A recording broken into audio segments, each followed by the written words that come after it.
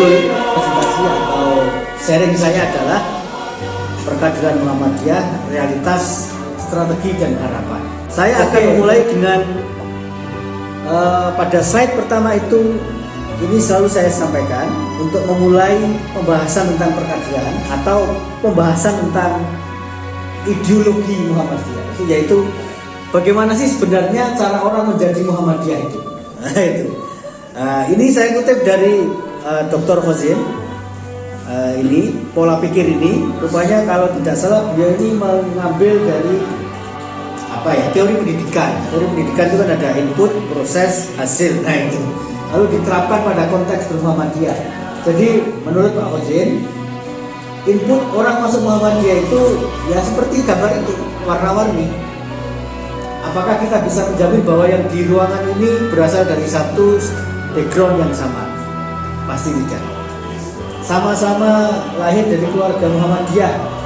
Muhammadiyah Lamongan dan Muhammadiyah Madiun itu beda.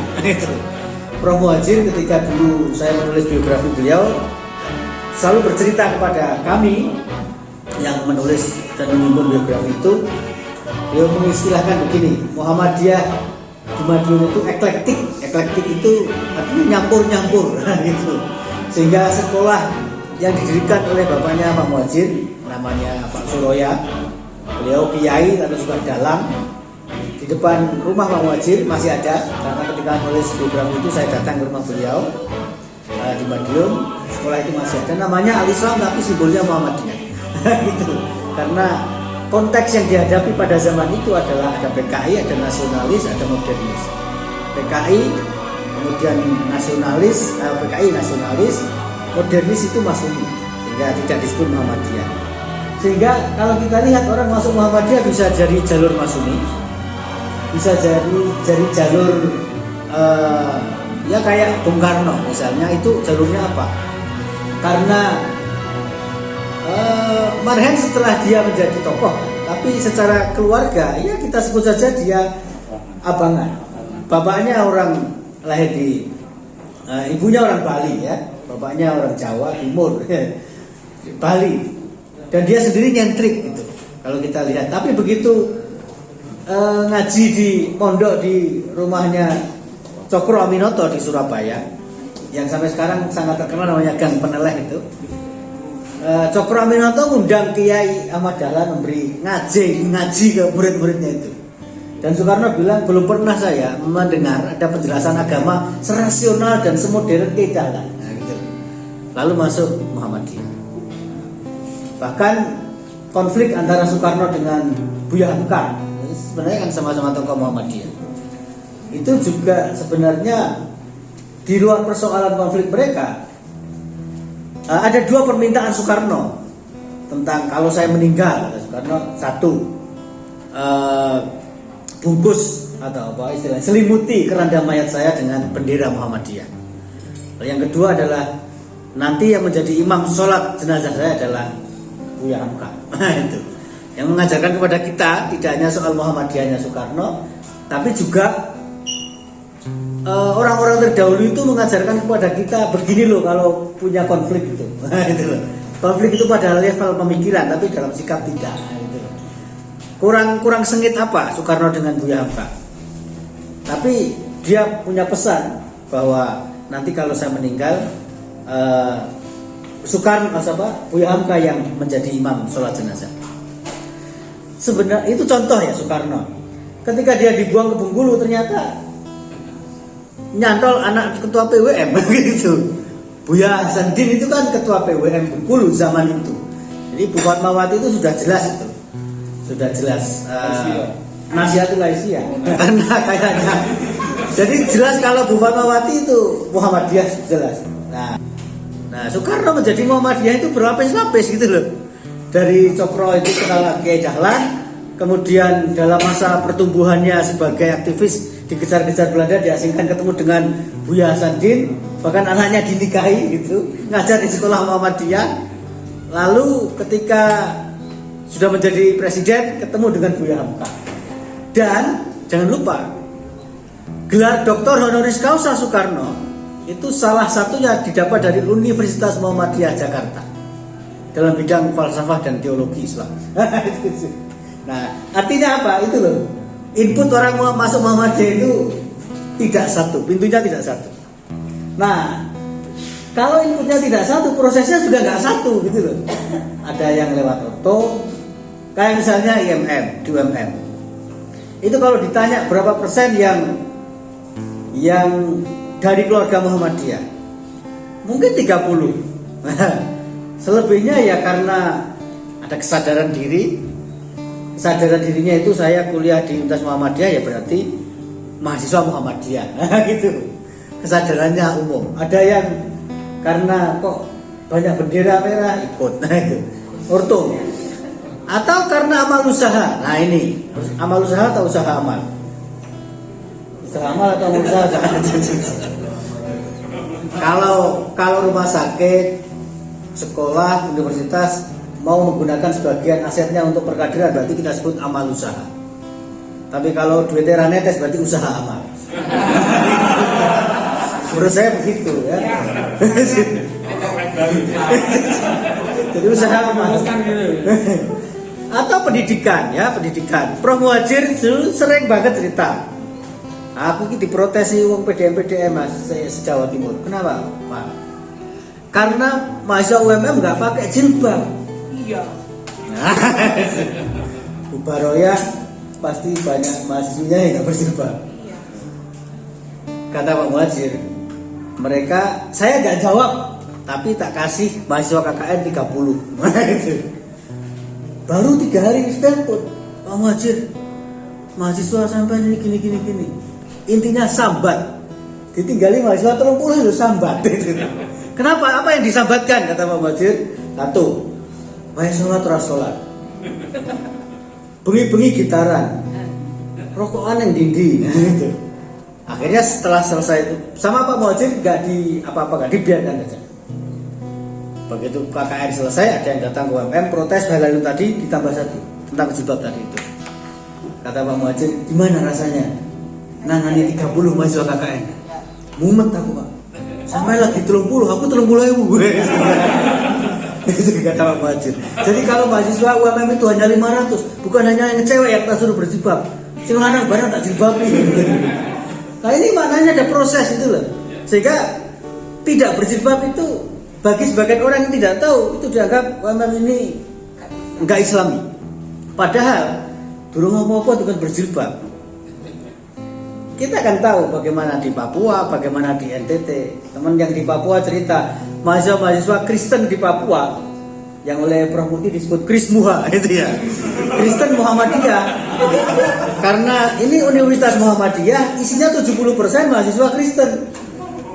Katanya ada yang bertanya, mahasiswa itu tanya, Bapak, bolehkah kami nyanyi Sang Surya? Ya boleh. Tapi begitu Al-Islam agamaku bagaimana Bapak? Ya diam sebentar. Jadi ada proses. Sehingga pada Ramadan diwajibkan berjilbab mahasiswi ya. Ini sebenarnya proses ya, proses. Karena siapa tahu dia sebenarnya sudah pengen jilbaban. Tapi moro-moro jilbaban kan sungkan karo kanca-kanca desa kos. Kowe kok moro-moro alim ini itu kondian ya. Sehingga kuat mentalnya kan don juga itu. Tapi karena awalnya kamu kok jilbaban ya diwajibkan pada bulan Ramadan. Setelah Ramadan kok dipakai terus, nah itu soal lain. Jadi ada proses itu loh, sehingga pendidikan atau lewat aktivitas lain, MDMC, Muhammadiyah Disaster Management Center. Meskipun saya pernah guyon cakasan dengan nama itu, lazismu. Karena begini ceritanya, ini guyon ya, jadi kagum serius. Itu serius ya kena. Jadi saya ada orang ini sambat, Mas, aku ini anakku gak bisa bayar sekolah gini. Tidak ada yang saya pikirkan kecuali lazismu, gitu loh. Nah, saya ngomong dengan lazismu di sebuah tempat. Itu di mana Mas wilayahnya? Nah, anggaplah itu Malang, kota Kabupaten Malang dan Batu misalnya. Saya bilang dia wilayahnya Kabupaten Malang. Wah nggak bisa Mas. Loh kenapa? Kan kami di Batu, dia di Kabupaten Malang. Terus saya jawab gini, panjangnya jenenge iku lazismu iku apa? Lazismu, bukan milik kita semua. Tapi saya menjadi gembira itu, gembira betul. Satu ketika acara di Solo di Universitas Muhammadiyah Surakarta, Lazismu Sragen itu cerita bahwa dia nolong itu gak ngurus, merem pokoknya gitu. Nolong orang itu merem sudah. Gak mikir teritorial. Gak mikir teritorial, gak mikir ideologi, pokok menungso gitu. Itu wah ya ini berarti lazis kita, bukan lazismu. Gitu. Artinya kadang-kadang orang masuk Muhammadiyah lewat pintu itu gitu loh. Muhammadiyah Disaster Management Center, lazismu, apapun lah itu. Tidak sadar bahwa itu punya Muhammadiyah. Nah, sehingga prosesnya memang di situ tertulis 4, tapi saya yakin tidak 4. Banyak. Mungkin juga perkawinan. Itu. Perkawinan antara yang Muhammadiyah dan tidak Muhammadiyah. Lalu hasilnya, nah tadi Cak Kasan sudah ngutip Prof. Amin Abdullah, hasilnya itu memang nggak sama. Muhammadiyah ini memang satu organisasi ya. Tapi ada orang Jepang namanya Mitsuo Nakamura, sejak muda itu sudah meneliti tentang Muhammadiyah. Dan dia mengatakan Muhammadiyah itu cirinya adalah wujuh, wajahnya banyak. Nah ini buktinya, ada Muhammadiyah yang karakternya Ahmad Dahlan. Ahmad Dahlan itu luas itu, tapi dia punya prinsip ini harus dimurnikan, tapi dia luas, tidak anti dengan hal-hal yang berbau bid'ah, TBC, tapi tidak keras terhadap mereka. Nah, bagaimana hidup di tengah Keraton Yogyakarta? Kalau orang mengatakan kan Keraton Yogyakarta itu semuanya serba sinkretik. Sinkretik itu artinya Jawa dan Islam ini dicampur-campur. Nama misalnya Panembahan Senopati ing Alogo, Sayyidin Panotogamo, Sayyidin Khalifatullah Panotogamo. Itu kan coba dilihat dari nama saja itu Jawa Arab.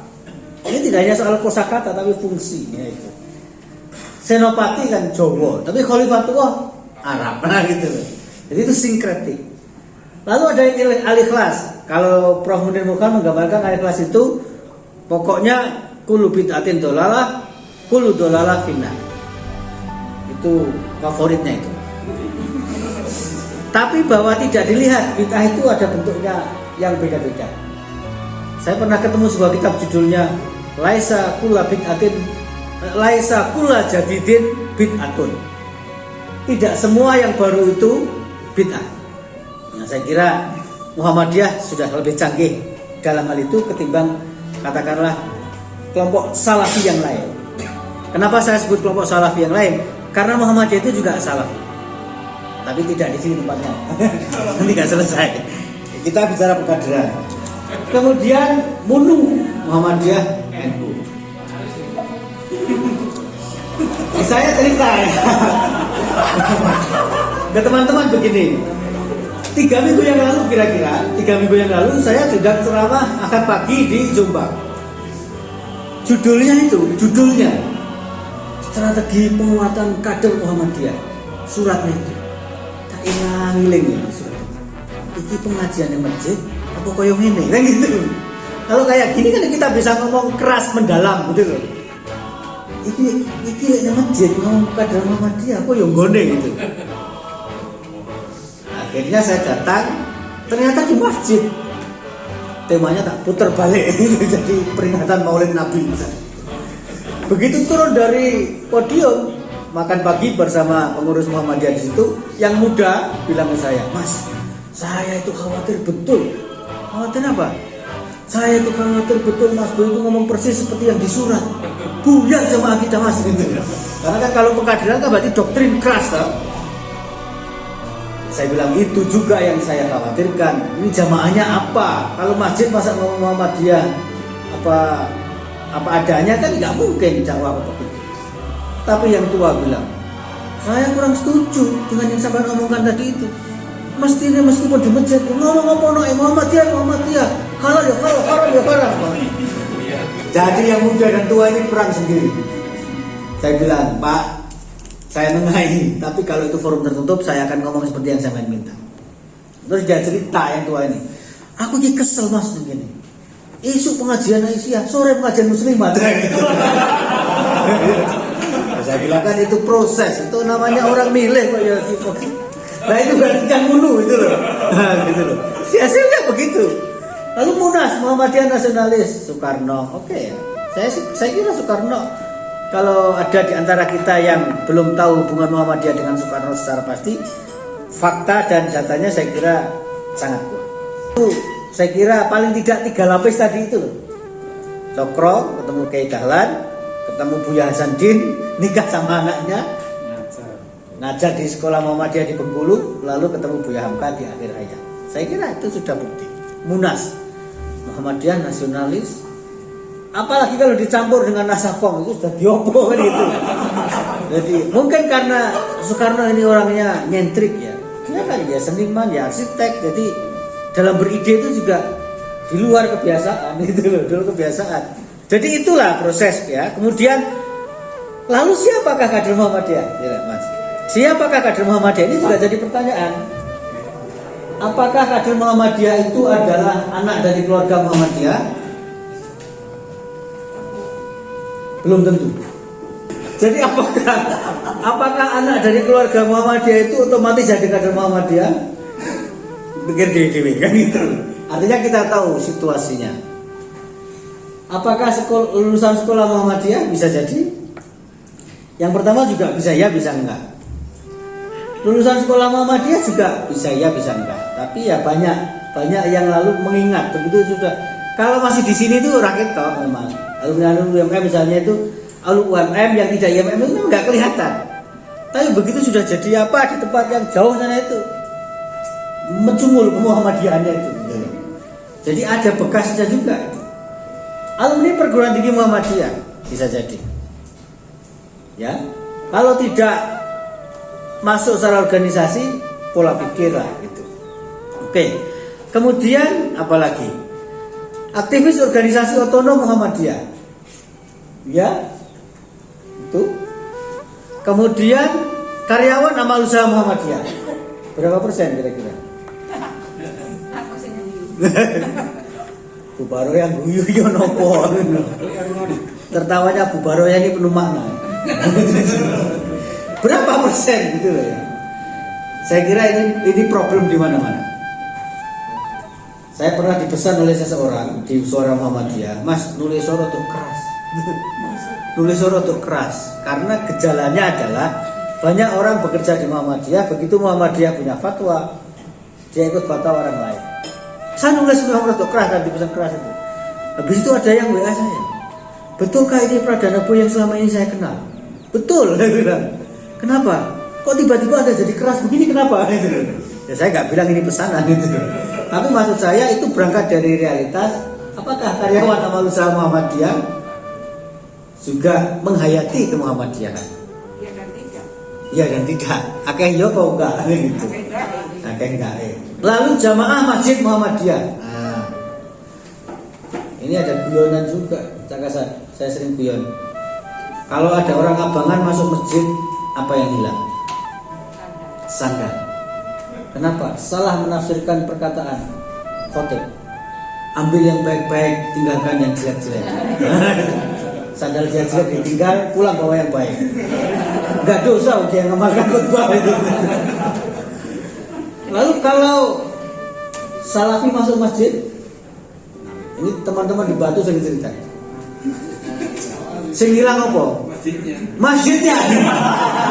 Diklaim gitu loh. Di Blitar ada, di Batu ada. Nah, kalau Muhammadiyah masuk masjid yang hilang apa? Beduknya. Oke, beduk. Bismillah, salaman. Duka bareng kunut, akeh sing hilang. Artinya begini, orang-orang masuk ke masjid Muhammadiyah itu bukan tanpa kesadaran. Orang kok kebetulan, menurut saya enggak. Di Gresik, saya ngisi acara satu ketika. Habis itu ada pertanyaan, bagaimana hukumnya orang Muhammadiyah sholat di masjidnya orang NU? Tak baleni ya, pertanyaannya.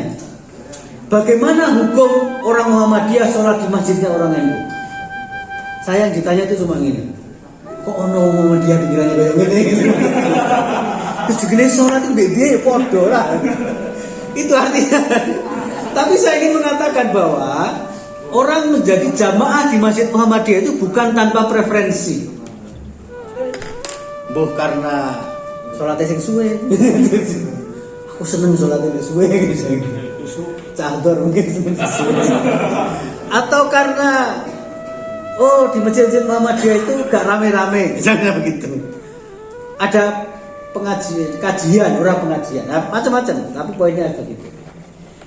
Oke, jadi siapa sebenarnya kader Muhammadiyah itu? Oke, kemudian, ini saya kutip saja salah satu dari buku ini. Kalau nggak salah yang ini, yang ini di halaman berapa itu?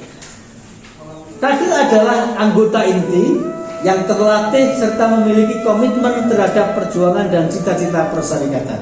Sebelum kita lanjut, kenapa kok Muhammadiyah itu disebut persyarikatan? Kayaknya sudah jadi kata istilahnya itu sudah menjadi bahasa teknis untuk menyebut Muhammadiyah itu persyarikatan. Nah, ini ceritanya kok. Kan dulu zaman saya masih menangi, tapi teman-teman yang lebih muda mungkin enggak. Sepak bola Indonesia itu dulu ada 2. Galatama dan Persyarikatan. Lah apa hubungannya dengan Muhammadiyah? Jadi dulu karena peraturan Belanda, maka Muhammadiyah menyebar di banyak tempat, tapi nggak boleh pakai nama Muhammadiyah. Sehingga Kiai Dahlan menyebarkan Muhammadiyah di sana, di sini. Yang boleh pakai nama Muhammadiyah itu hanya di Jogja. Misalnya di Pekalongan namanya Nurul Islam. Di mana lagi namanya Matlaul apa gitu, banyak. Padahal itu satu ideologi, maka dikumpulkan jadi satu sehingga disebut persyarikatan. Artinya kumpulan. Lah, setelah boleh pakai nama Muhammadiyah, mestinya kan nggak persyarikatan lagi. Karena namanya sudah satu. Tapi sekadung dari jeneng ya sudah meneh kan gitu. Cuma kita kudu ngerti kenapa kok disebut persyarikatan. Karena kalau orang Melayu, persyarikatan itu kan berarti perusahaan. Syarikat itu perusahaan. Sehingga, maka kader itu menurut saya itu gambar es krim. Bagian paling atas dari es krim itu, kalau dalam bahasa Prancis itu disebut crème de la crème. Crème de la crème itu lapisan top of the top itu. Yang digunakan untuk menyebut kalau di dalam pengkaderan elit itu militer kan selalu ada pasukan khusus. Itu crème de la crème. Top of the top atau best of the best. Nah, kader itu adalah best of the best. Nah, gitu loh. Ini ibaratnya kayak pucuk es krim itu. Dan terlatih. Apa aja orang kader tanpa dilatih? Tiba-tiba jadi nggak bisa. Memang ada pertanyaan ya dari para peneliti itu, para ahli tentang kepemimpinan. Pemimpin itu dilahirkan atau diciptakan? Dua-duanya secara Bisa jadi kan? Memang dia punya potensi sebagai pemimpin, tapi nggak diciptakan ya nggak jadi. Nah, itu artinya itu kader itu inti, krim de la krim, best of the best, terlatih. Lalu memiliki komitmen. Ini menurut itu ya rumusan itu. Tapi mohon maaf, kalau saya katakan ya, bahwa di banyak tempat itu banyak orang alergi ketika disebut kader. Di amal usaha Muhammadiyah itu kalau disebut kader itu banyak orang alergi. Bolak-balik kader aja ngomong. Nah, itu. Pernah ketemu nggak yang begitu? Mungkin hanya saya yang ketemu begitu. Di beberapa tempat itu kalau sudah ada kata-kata kader itu orang langsung alergi. Oke, lanjut supaya kita bisa agak cepat. Kemudian tipe kader itu kayak apa sih? Saya ngutip aja Profesor Abdul Muti. Beliau menyebut ada 3M. Kader mustahid, pembaru pemikiran keagamaan. Jadi levelnya pemikir. Gitu. Ini perlu latihan. Jadi itu tadi terlatih itu. Orang berpikir itu tidak tiba-tiba, tapi perlu latihan. Latihannya ya di kampus, ya di pesantren, ya di mana-mana. Kemudian yang kedua adalah kader mubalik. Istilah Pramuti itu penyampai yang mencerahkan dan menyenangkan. Nah, itu. Menyenangkan itu, mencerahkan itu enlightening, menyenangkan itu entertaining gitu. Kemudian kader mutabi, pengikut yang militan. Nah, jadi di mana level kita? Atau ini bukan leveling menurut saya ya, tapi pembagian kerja. Karena setelah ngomong begini Pramuti lalu bicara tentang diversifikasi. Diversifikasi itu artinya kader Muhammadiyah itu ya dibagi-bagi gitu loh. Jangan menumpuk di satu tempat. Kemudian saya sendiri menafsirkan begini. Kader Muhammadiyah itu selanjutnya ya, itu adalah, kalau saya menafsirkan kader Muhammadiyah itu di luar persoalan yang di awal-awal tadi, itu adalah mereka yang punya komitmen, loyalitas, dan keterlibatan. Karena itu sebenarnya ya nggak salah juga ada kasan, bahwa biasanya yang terpilih ketua itu sering mencungul kan gitu. Saya tidak menilai mencungulnya itu, tetapi dia mencungul itu karena terlibat. Maka saya sendiri menafsirkan kader itu minimal punya 3 ini: komitmen, loyalitas, keterlibatan. Ya penjelasannya ya masing-masing sudah tahu lah tentang 3 ini. Lalu realitasnya bagaimana? 5 menit lagi. Ini kita lihat kira-kira benar apa enggak gitu loh. Bahwa dibanding dengan gerakan-gerakan Islam baru, ya, sebut saja Hizbut Tahrir, sebut saja Salafi yang Salafi ini wakai itu, apakah betul Muhammadiyah tidak menarik bagi generasi muda? Nah, ini perlu kita renungkan. PKS misalnya, itu militan betul kan? Ini kita bicara ini ya, tidak bermaksud molok-molok itu. Ini kajian ilmiah. Karena saat S2 yang saya kaji itu kalau boleh disebut keahlian itu namanya pemikiran dan gerakan Islam kontemporer di Asia Tenggara. Itu sehingga pernik-pernik gerakan Islam itu sedikit banyak saya pelajari. Hizbut Tahrir kenapa begitu masif? Nah, gitu. Berarti apakah jualan khilafahnya itu memang laris? Atau apanya yang membuat generasi muda banyak di situ? Yang dulu namanya Islam Kampus itu apa namanya ya? LDK. Nah, di UMM saya pernah jadi pembina LDK. Pak Muhajir itu ingat saya waktu itu. Pokoknya Mas sampai dandani. Daerah iso bubarno gawe sing anyar. Kenapa? Karena terkenal bahwa LDK 2MM itu tempat bersemayanya ideologi yang lain. Nah, pertanyaannya, apakah Muhammadiyahnya yang nggak menarik, atau kelompok lain itu yang terlalu agresif, atau apa? Nah, itu kan perlu kita renungkan. Nah, gitu. Lalu dulu Profesor Kuntawijoyo almarhum pernah menyebut nanti satu ketika itu akan lahir satu generasi Muslim yang namanya Muslim tanpa masjid. Muslim tanpa masjid itu maksudnya bukan tidak sholat di masjid. Generasi Muslim yang belajar Islam tanpa guru. Ini kadang-kadang gurunya internet. Ini bahaya sekali. Saya sering menulis itu, termasuk beberapa kali saya tulis di Suara Muhammadiyah, namanya Islam internet. Di Lamongan sulit membayangkan 10 tahun yang lalu misalnya, Lamongan Utara tempat saya, sulit membayangkan bahwa tiba-tiba banyak sekali orang-orang bercadar hitam ke sawah ya pakai itu, ke tambak ya pakai itu. Bayangin Lamongan yang sepanas itu, tapi demi menegakkan agama mereka ikhlas. Tapi fenomena itu kan baru 10 tahun terakhir. Dan saya saksikan mereka-mereka yang dulu sekolah di sekolah-sekolah Muhammadiyah, beberapa teman saya itu berani mendebat kiai Muhammadiyah di masjid Muhammadiyah. Setelah saya pelajari sumbernya apa, ternyata itu tadi, mereka ini termasuk Muslim tanpa masjid itu, yang belajar agama tanpa guru. Istilahnya Islam internet itu adalah salah satu akibatnya adalah melemahnya, atau bukan melemah ya, tapi munculnya tantangan terhadap otoritas keagamaan. Ini bahaya. Ini dalam konteks ilmiah akademik ya.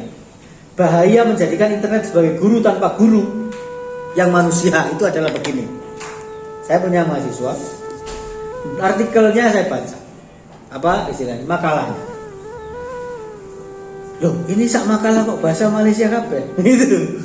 Full. Yang lain-lain tak kasihkan, dia nggak tak kasih. Di kelas terus saya panggil dia, Mas, sini Mas. Ya Pak, saya baru tahu kalau sampai orang Malaysia. Enggak Pak, saya dari Turen. Loh, masa orang Turen kok bahasa Melayunya bagus banget gitu. Sempurna ini semua. Oh, enggak Pak, serius saya enggak orang Malaysia. Cik lah Mas. Makalah sampean ini dari A sampai Z semuanya bahasa Melayu. Cik pinternya bahasa Melayu sampai ini atau pernah tinggal di Malaysia? Mungkin bapak ibunya dulu kerja di Malaysia, lihat di sana. Enggak juga Pak. Dia masih nggak sadar karena ternyata yang dia print itu nggak pernah dia baca dan dia ngambil begitu saja dari internet itu. Dia tidak tahu bahwa yang dia kumpulkan ke saya itu makalah bahasa Melayu gitu loh. Bayangkan itu kalau terjadi dalam bidang-bidang keagamaan menyangkut halal dan haram. Dahsyat betul. Pengalaman saya sebagai pembina tadi itu suatu ketika, ini saya ceritakan saja. Mereka datang bawa proposal, Pak, kami buat acara ini. Salah satu acara yang mereka sebut itu namanya klinik hukum Islam. Ketika mereka ngomong klinik itu kan tak ibaratkan, ya saya tahu mereka mau nampung orang yang datang, baik sivitas akademika, mahasiswa maupun dosen maupun karyawan. Pokoknya ada masalah hukum Islam, mampir ke tenda yang mereka dirikan lalu nanya, gitu loh. Kan berarti klinik. Saya tanya, dokternya siapa Mas? Kami Pak. Kami itu siapa? Ya kami ini. Sampai kuliah jurusan apa? Teknik elektro. Sampai dosa saudara itu banyak orang datang. Saya bilang, Mas, sampai kok berani mau buka klinik hukum Islam sebagai bagian dari aktivitas LDK Anda itu? Dasarnya apa? Kami sudah baca Pak, hukum-hukum itu lewat internet. Saya bilang, sampai pelajari kitab-kitab. Ya, salah satu yang pernah saya baca itu buku yang ditulis oleh Jamaluddin Al-Qasimi. Saya bilang cerita mereka. Judulnya Al-Fatwa fil Islam. Al-Qasimi itu bercerita tentang bagaimana para ulama madhab besar itu saja wegah membuat fatwa itu negatif. Nah, gitu kira-kira. Yang diceritakan oleh Al-Qasimi itu salah satunya adalah Imam Malik. Datang rombongan dari jauh, ya, naik unta. Datang ke Imam Malik, katakanlah, saya tidak ingat persis jumlah ininya ya. Jumlah soalnya, anggaplah 40. Imam, kami datang dari tempat yang jauh, perjalanan ke sini berhari-hari, mungkin berminggu-minggu, kami ingin tanya ini, daftar pertanyaannya 40. Ya, pulang dulu, saya tak cari jawabannya. Pada saat yang dijanjikan datang, 40 soal yang diajukan hanya dijawab 10. Ini ngamuk ini yang datang itu, Imam Malik, gimana ini? Kami ini dari jauh berbulan-bulan, sekarang sampai sini cuma 10 yang sampai jawab. Imam Malik mengatakan, apakah kamu memaksa saya untuk menjawab sesuatu yang di luar jangkauan pengetahuan saya? Sehingga Al-Qasimi mengatakan, berfatwa itu bukan soal sederhana. Lah ini mahasiswa teknik elektro lagi. Lah kok mendirikan klinik hukum Islam? Katanya supaya orang-orang sivitas akademika UMM yang punya masalah halal haram atau pertanyaan hukum Islam mampir ke situ. Nah ini kan bagian dari proses yang kita hadapi di tengah masyarakat. Nah, makanya dalam situasi yang berubah ini pola pengkaderan sudah nggak boleh sama gitu. Ya. Itu Muslim tanpa masjid itu banyak terjadi di banyak tempat. Ya. Saya kira tidak hanya di sini. Ternyata di belahan dunia Islam yang lain juga sama. Ada seorang peneliti dari mana ya? Kenya kalau nggak salah itu Afrika, bercerita juga tentang gejala Muslim tanpa masjid. Lalu apakah pengkaderan Muhammadiyah itu efektif? Saya akan mengatakan perkaderan formal itu permulaan saja, jangan berhenti di situ. Makanya saya mengusulkan, misalnya di UMM itu mahasiswa itu yang sudah kelihatan akan tumbuh sebagai pemimpin. Ini usulan, baru usulan kepemimpinan. Yang sudah kelihatan, biasanya itu kan pasti tahu. Jadi kok meletik, kan itu kan kelihatan. Itu coba kita ambil. Usulan saya itu saya beri nama pemagangan tokoh. Pemagangan tokoh itu misalnya, jadi kok kita meletik, udah dari biaya kemahasiswaan misalnya, kamu pokoknya Pak itu kemanapun kamu ikut, pengajian kemanapun kamu ikut, biayanya uang sebagai bagian dari biaya pembinaan mahasiswa. Coba katakanlah di Malang ini ada, ambil 10 dulu tokoh-tokoh yang terkemuka di tingkat Malang. Kita ambil 10 mahasiswa yang meletik-meletik itu, pokoknya kemanapun Pak itu pengajian kamu ikut. Nah, misalnya begitu. Pemagangan ini. Nah, gitu. Itu perlu kita pikirkan juga. Baitul Arqam iya, tapi di MM misalnya, setelah Baitul Arqam yang aktif berapa? Sing Baitul Arqam kemarin ada teman-teman dari FAI, dari FKIP katanya sekali dat itu berapa? 50. Dan itu sudah dat yang ketiga. Itu satu second. Kalau satu komisariat 1 second kali 10 komisariat sama berarti 1.500. Tapi berapa yang aktif setelah betul-betul menjadi aktivis? Jadi perlu kita pikirkan, apakah sejauh mana pengkaderan formal itu efektif? Tetap perlu. Kemudian perubahan orientasi ideologi warga Muhammadiyah. Persis tadi saya kasih cerita. Ada. Saya sering cerita begini. Kenapa terjadi perubahan orientasi? Mungkin cara kita memberi doktrin kurang dalam. Contoh pengalaman yang saya temukan. Kalau saya ketemu beberapa kasus, biasanya Muhammadiyah itu sering dilabel dengan Wahabi. Kita mesti setuju apa enggak? Tapi yang saya temukan, respon orang Muhammadiyah ketika Muhammadiyah disebut Wahabi itu dua. Ya gak guyu ya nesu. Tapi guyu dan nesu itu ekspresi dari hal yang sama, garuh jawabannya. Kalau saya mengatakan sama sekali tidak keberatan Muhammadiyah disebut Wahabi pada hal ini, tapi pada hal yang lain tidak. Nah itu loh. Nah padahal itu perlu kita bekali gitu-gitu. Sehingga saya pernah ditanya oleh seorang tokoh Muhammadiyah, sampai bisa nggak di anak-anak itu yang ketika didu karo hati itu iso duel argumen gitu loh. Misalnya hati pakai hadis ini, kita didik anak-anak itu duelnya itu duel kitab gini loh gitu. Ya, siap saja saya, tapi sing diajar orang siap itu masalahnya. Karena sulit sekali mencari. Tapi misalnya ini contoh, saya bilang secara ideologi keagamaan Muhammadiyah itu salafi. Karena salaf itu maknanya banyak. Salah satu maknanya itu adalah setiap gerakan Islam yang mengusung keinginan arruju ilal Qur'an dan Sunnah itu salafi sebagai sebuah metode. Itu loh. Makanya sering saya katakan metode salafi sebagai periode sejarah, salafi sebagai metode berpikir, salafi sebagai orientasi pendidikan, salafi sebagai kelompok. Sebagai kelompok ini pun tidak satu, banyak banget. Ada namanya sururi, ada namanya kharoki, banyak sekali.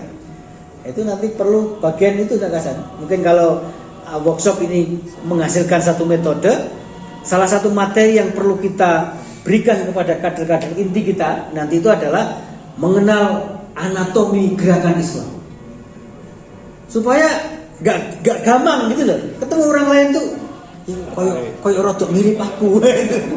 Karena kok koyo rodok mirip aku terjadilah perubahan orientasi itu gitu. Nah, kalau yang bagian itu saya siap. Mengupas sampai kulit-kulit sampai isinya saya siap.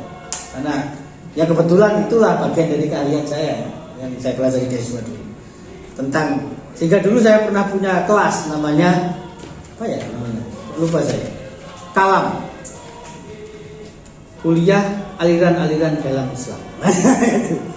Ini penting, bukan kita mengotak-otak ya. Tapi mau nggak mau begitu kita mengikrarkan diri sebagai Muhammadiyah, itu kita sudah berdiri di atas metode pemahaman agama tertentu. Dan itu tidak sama atau sama dengan kelompok tertentu juga. Makanya bedanya di samanya di mana. Itu penting sekali sehingga perubahan orientasi ideologi warga Muhammadiyah yang belakangan disinyalir sebagai bagian dari tantangan Muhammadiyah yang kita hadapi itu saya kira karena perbandingannya ini kurang kokoh. Gitu. Makanya saya katakan secara akidah Muhammadiyah itu Wahabi karena arus ilal Qur'an wa Sunnah satu, kemudian pemurnian akidah itu. Tapi Muhammadiyah tidak Wahabi dalam arti Osama bin Laden yang politik. Karena itu juga ideologinya Wahabi. Tapi ideologinya sudah dicampur dengan istilahnya itu global jihad. Nah itu pemaknanya. Tapi itulah bagian dari hal-hal yang sebenarnya patut kita kupas dalam pengadilan-pengadilan. Kemudian organisasi otonom Muhammadiyah eksklusif. Betulkah? Kita pikir masing-masing gitu. Kok? Nah, saya guyon aja sama Cak Hasan, sama Mas Lutfi, Mas Anwar dan lain-lain. Jangan-jangan Muhammadiyah ini nggak punya anggota. Bisa menyakiti pimpinan KB. Ini pimpinan KB, anggotanya itu. Maksudnya sebenarnya itu bagian dari cara kita berpikir. Ada nggak masa kita?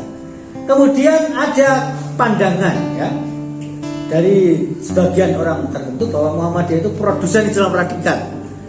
Kenapa? Karena dilihat Amrozi ya Muhammadiyah, misalnya gitu.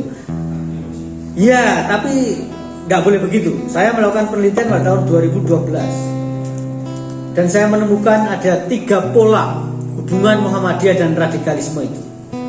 Satu, saya menyebutnya dengan hubungan elementer. Hubungan elementer itu begini, memang ada kemungkinan bibit itu ada. Karena Ali Imron dalam sebuah buku yang judulnya Ali Imron Sang Pengebom, diterbitkan Republika warnanya putih, dia cerita bahwa saya mengenal gagasan jihad pertama kali itu di sebuah pesantren di Lamongan. Tapi saya kira itu tidak akan jadi apa-apa kalau dia tidak mengalami hubungan atau pola yang kedua yang saya sebut dengan pemisahan. Jadi setelah hubungan elementer itu ada hubungan pemisahan. Pemisahan itu begini. Jari wong kono Muhammadiyah ini terlalu keras. Tapi jari Imron dan konco-koncone Muhammadiyah itu kurang keras. Terus yang tepak ini. Pak kakaknya waktu dulu ya, saya sekarang nggak tahu masih ketua apa enggak. Namanya Khozin, itu ketua ranting Muhammadiyah di tempatnya sana. Salapuro. Satu ketika ini saya baca di penelitiannya orang Libi, namanya Profesor Isam atau siapa saya lupa. Ini beliau melakukan penelitian tentang keluarga Ali Imron Amrozi dan Muklas. Ternyata Muklas ini memang menjadi ketua pemimpin pesantren namanya Pesantren Luqmanul Hakim di Johor di Malaysia. Ya kita tahu Johor seperti apa. Yang menolak perguruan tinggi Universitas Muhammadiyah di Malaysia itu kan Sultan Johor. Jadi memang termasuk yang keras itu di Johor. Jadi Luqmanul Hakim itu pesantren Johor dipimpin oleh kakaknya Amrozi. Nah, sampai di situ dia menjadi keras. Lalu dia pulang satu ketika ngomong sama cacaknya yang namanya Khozin, "Cak, sampean kok Muhammadiyah yang apa sih?" Nah, coba. "Pok melu aku." Khozin ngomong, "Kamu jadilah begitu. Saya meyakini Muhammadiyah adalah jalan dakwah." Itu yang ditulis oleh peneliti dari LIPI itu begitu. Terus si bukan Imron, siapa? Muklas jawab lagi, "Ora iso ta. Muhammadiyah ora jelas, kurang keras." Nah, maka saya menyebut itu hubungan yang kedua. Kalau dia dapat gagasan jihad sekalipun, tapi tetap di Muhammadiyah nggak bakal jadi radikal. Karena masih diulet-ulet Muhammadiyah itu nggak bakal jadi radikal. Tapi ternyata Imron ini aspirasi radikalnya itu diceritakno ke Muklas. Ya wes ngono budal ning Afghanistan tadi. Saya membaca sebuah buku judulnya itu apa ya? Pokoknya buku itu bercerita tentang seorang intel. Intelnya Prancis dan Inggris tapi dia orang Maroko. Dia bilang, "Saya ini intelnya Inggris dan Prancis. Ditanam oleh mereka di Afghanistan. Pulang ke Inggris dan Prancis itu saya hampir jadi radikal seperti mereka." Bayangkan. Intel itu mau jadi radikal hanya karena dia tiap hari nonton itu loh ya. Bayangkan kalau dia pemuda kosongan tadi, gitu loh. Namanya Omar Nasiri, entah nama beneran atau nama samaran, tapi Omar Nasiri ini bilang, "Saya ini Muslim, Intel Inggris dan Prancis, ditanam di Afghanistan untuk mengamati mereka, tapi pulang dari situ saya pengen jadi bagian dari mereka." Itu Intel menawat dewe. Maka saya menyebut hubungan keduanya itu adalah pisah. Pokoknya kalau sudah nggak menemukan orientasi atau aspirasi radikal di Muhammadiyah, ya dia keluar. Imron itu seperti itu. Lalu yang ketiga, hubungannya itu adalah kembali untuk menyelamatkan. Mereka-mereka yang radikal itu begitu di penjara, mulai balik ke Muhammadiyah. Tapi bukan untuk kembali jadi Muhammadiyah, balik ngomong Muhammadiyah kurang keras, wis melu aku. Nah ini loh, jadi pernik-perniknya itu kayak gitu. Nah, maksud saya kalau kita pengen kader kita itu mutabik yang militan, lalu menjadi mubalik, lalu menjadi mustahid, saya kira yang perlu kita tata itu adalah pemahaman dasar tentang orientasi keagamaan Muhammadiyah plus dengan apa ya, bongkarlah, kita ajak bongkar ideologi dan orientasi organisasi, bukan organisasi, pandangan-pandangan keagamaan, katakanlah untuk sederhananya kita sebut aliran ya. Sehingga kita bisa gagah gitu loh kader kita itu, gak goyang-goyang karena udah tahu bedanya. Tapi itu ya orang. Saya kira gitu gagasan. Mohon maaf akhirnya melampaui jam 12. Tapi mudah-mudahan ada hal-hal yang bisa kita tangkap bersama. Terima kasih. Saya Iri. Assalamualaikum warahmatullahi wabarakatuh.